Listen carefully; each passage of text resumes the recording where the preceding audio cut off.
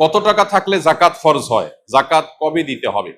জাকাত কত টাকা হলে ফরজ হয়? এর উত্তর হলো, কেউ যদি 52.5 ভরি রূপা, এটা অথবা রূপার সমমূল্যের সম্পদ, নগদ অর্থ, ব্যাংক ব্যালেন্স, অথবা ব্যবসার মাল, যে পণ্য কেনা হয়েছে বিক্রির জন্য, এরকম কোনো মাল যার কাছে আছে যেটার মূল্য দাঁড়ায় 52.5 ভরির সমান, এইরকম সম্পদের মালিক যদি কেউ হয় এবং সেই সম্পদ তার কাছে 1 বছর থাকে, তাহলে 1 বছর পর ওই সম্পদের বাজার মূল্য হিসেব করে 1 বছর পর 2.5% জাকাত দিতে হবে, অর্থাৎ লাখে 2,500 টাকা।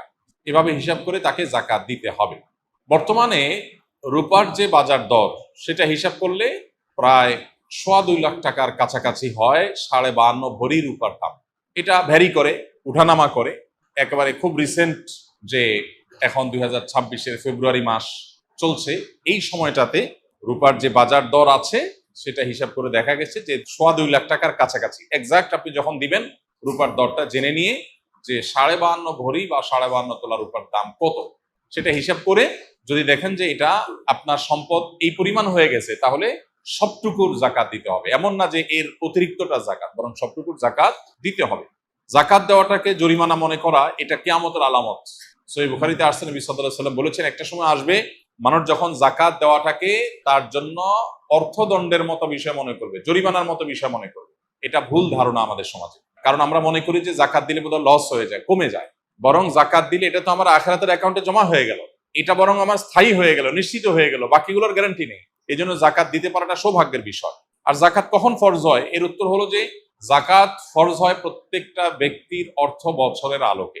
সবার অর্থ বছর একরকম নাও হতে পারে। ধরুন আমি জিলহজের 1ম তারিখে জাকাত দেওয়ার মতো সম্পদের মালিক হয়েছি, তাহলে পরবর্তী বছর জিলহজের 1ম তারিখে আমার জাকাত আসবে। কেউ যদি মুহররম মাসে জাকাত দেওয়ার মতো সম্পদের মালিক হয়ে থাকে, তাহলে 1 বছর পর মুহররম মাসে তার জাকাত তার উপরে বর্তাবে। তো জাকাত বর্ষ এটা নির্ভর করে ব্যক্তি কখন সম্পদের মালিকানা আসছে তার উপরে। এখন কেউ যদি জাকাত দেওয়ার সুবিধার্থে, হিসাব করার সুবিধার্থে সে যদি একটু আগে দিয়ে দেয়, ধরা যাক যে আমার জিলহজে আসে, আমি রমজানে দিয়ে দিলাম হিসাব করে, কোনো অসুবিধা নেই, জাকাত অগ্রিম দেওয়া যায়। যে প্রতি বছর আমি রমজানে দিলাম, সমস্যা নেই। আমাদের সমাজে অনেকে মনে করে রমজান মাসেই জাকাত দিতে হয়। জাকাত রমজান মাসেই শুধু দিতে হয় এমন কোনো কথা নেই। তবে এটা ঠিক, রমজান মাস আমলের মাস, সওয়াবের মাস, এই মাসে আমরা বেশি বেশি সওয়াব হাসিল করার চেষ্টা করবো ইনশাআল্লাহ বিইذনিল্লাহ। সেই জায়গা থেকে আমরা নফল দান, অন্যান্য সাদাকা করব, এবং বিশেষভাবে যদি জাকাত দেওয়ার চেষ্টা করি ইনশাআল্লাহ, সেটা আল্লাহ তাআলার কাছে আমরা বিশেষ আজরের আশা করতে পারি। আমি কোর্ট ম্যারেজ করে বিয়ে করেছি, 3 বছর হলো এবং একটি সন্তানও আছে। ফ্যামিলির সম্মতিতে আবার মহরও ধার্য হয়েছে গর্ভের সন্তান থাকা অবস্থায়। এখন সম্পর্কটি হারাম নাকি হালাল? এই ধরনের প্রশ্ন উত্তরে আমরা বলে থাকি যে কোনো আলেমের সাথে সরাসরি সাক্ষাৎ করে শরণাপন্ন হয়ে তারপর উত্তর নেওয়ার চেষ্টা করবেন। কারণ এখানে থটগত একটা গুরুত্বপূর্ণ বিষয় আছে, যেটার উপর ভিত্তি করে মাসআলার উত্তর পরিবর্তন হয়ে যেতে পারে। তবে মৌলিকভাবে আমরা বলে রাখতে পারি, সেটা হলো কোর্ট ম্যারেজ বলেন আর যে নামই বলেন, শরিয়াতে বিয়ের জন্য, বিশুদ্ধ হওয়ার জন্য যা যা শর্ত আরোপ করেছে তা যদি পাওয়া যায় তাহলে বিয়ে হয়ে যাবে। কোর্ট ম্যারেজে অনেক সময় দেখা যায় প্রস্তাব বা সম্মতি, মৌখিক প্রস্তাব বা মৌখিক সম্মতি থাকে না। শুধুমাত্র কাবিননামাতে স্বামীর ঘরে ছেলের নাম, স্ত্রীর ঘরে মেয়ের নাম, আর দুজনের স্বাক্ষর নেওয়া হয় এবং দুজন সাক্ষীর স্বাক্ষর নেওয়া হয়। এইটুকু বিবাহ বিশুদ্ধ হওয়ার জন্য যথেষ্ট না। শরিয়া দৃষ্টিকোণ থেকে বিবাহ বিশুদ্ধ হওয়ার জন্য উভয় পক্ষ থেকে প্রস্তাব এবং সম্মতি থাকতে হবে স্পষ্ট। কেউ যদি বোবা হন, মুখে উচ্চারণ করতে না পারেন, তাহলে তিনি মাথা নেড়ে ইশারায় তিনি অন্তত সম্মতি প্রকাশ করবেন। আর তা না হলে মুখে আমি প্রস্তাব করলাম, আমি কবুল করলাম, গ্রহণ করলাম, এরকম কথা দুজন সাক্ষী শুনতে হবে, তাহলে বিয়ে বিশুদ্ধ হবে।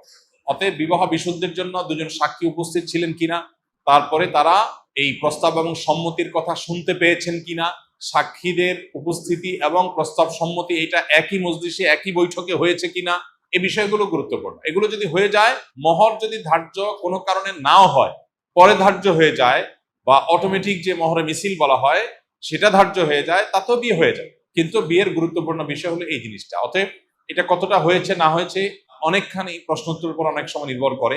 এই জন্য এ ধরনের প্রশ্ন উত্তরের জন্য আমরা অনুরোধ করি যে ওলামা একরামের সাথে সরাসরি সাক্ষাৎ করে আপনার আশপাশে কোনো মসজিদে, গুরুত্বপূর্ণ মাদ্রাসাগুলোতে উপস্থিত হয়ে মুফতিদের সাথে সাক্ষাৎ করে আপনি আপনার ডিটেল বলে উত্তর নেওয়ার চেষ্টা করবেন। আসুন্নাহ ফাউন্ডেশনে প্রতিদিন সকাল 8টা থেকে রাত 10টা পর্যন্ত ওলামা একরাম ফোনে উত্তর দেন এবং সরাসরি উত্তর দিয়ে থাকেন, সেখানে উপস্থিত হতে পারেন।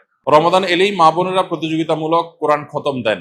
অনেকে বিষয়টি বাড়াবাড়ি বলেন, কারণ হিসাবে যুক্তি দেয় যে দ্রুত পড়লে সহি হওয়ার সম্ভাবনা কম থাকে এবং অর্থ বুঝে পড়া ভালো। কথাটা কতটা যুক্তিযুক্ত? কোরআনে কারীম পড়ে শেষ করা, খতম দেওয়া এবং একাধিক খতম দেওয়া, বেশি বেশি তেলাওয়াত করা রমজান মাসে, এটা সালাফে সালেহ থেকে প্রমাণিত। আমাদের পূর্বসূরিগণ তারা রমজানের শেষ দিন পর্যন্ত বেশি থেকে বেশি কোরআনে কারীমের তেলাওয়াতে মগ্ন থাকতেন। যেহেতু এই মাসটাই হলো কোরআন নাজিলের মাস, অতএব এই মাসের অন্যতম গুরুত্বপূর্ণ আমলটা হলো বেশি বেশি কোরআন তেলাওয়াত করা। যেসব ভাইরা কোরআন তেলাওয়াত জান না, তারা কোরআন তেলাওয়াত শিখতে পারেন। আমরা সুন্নাহ ফাউন্ডেশন থেকে দীর্ঘ 1 বছর টানা পরিশ্রম করার পর আলহামদুলিল্লাহ, যারা কোরআন সহি বা শুদ্ধভাবে পড়তে বা তেলাওয়াত করতে পারেন না, এমনকি আরবি অক্ষরও চিনেন না, তাদের সুবিধার্থে আমরা সহজ সূত্রে কোরআন শিখি নামে একটা কোর্স আমরা চালু করেছি। এবং এই কোর্সটা প্রতিদিন তারাবির পর আমাদের ভেরিফাইড ইউটিউবে, অর্থাৎ আমার নামে যে ইউটিউব চ্যানেল আছে, সেখানে প্রতিদিন একটা করে পর্ব আপলোড হয়। গত 2 রাতে 2টি পর্ব আপলোড হয়ে গেছে। আজকে তারাবির পরে 3 নম্বর পর্ব আপলোড হবে ইনশাআল্লাহ। 10 থেকে 15 মিনিট, 20 মিনিটের মধ্যে ভিডিওটা, মাত্র 27টি ভিডিও ইনশাআল্লাহ পুরো কোরআন সহি করে শেখার জন্য তৈরি করা হয়েছে, অনেক পরিশ্রম করে, অনেক সাধনা করে। অতএব যারা সময় আছে তারা সেই ভিডিও ফলো করতে পারি, অথবা অন্য কোনো উপায়ে কোরআন সহি করে পড়বো। আর যাদের তেলাওয়াত সহি আছে তারা বেশি বেশি পড়বো। এখন কথা হলো, প্রতিযোগিতামূলকভাবে বেশি বেশি করে কোরআন খতম দিলে সেটা ভালো কিনা? উত্তর হলো অবশ্যই ভালো, তবে তার কোয়ালিটি যেন ঠিক থাকে। এটা ঠিক যে তাড়াহুড়া করতে গিয়ে কোয়ালিটি নষ্ট করে অনেক পরিমাণে তেলাওয়াত করার চাইতে কোয়ালিটি ঠিক রেখে আপনি সাধ্য অনুযায়ী তেলাওয়াত করা ভালো। দেখা যায় অনেকে হুলস্থুল করে কোরআন তেলাওয়াত করেন, কি পড়েন নিজেও বোঝেন না। খতম দেওয়া উদ্দেশ্য হয়, এই খতমটা অর্থবহ না। আল্লাহ তাআলা আমাদের আমলকে মাপবেন, আল্লাহ আমলকে গুনবেন না। কিয়ামতের দিন আমল গণা হবে না মাপা হবে?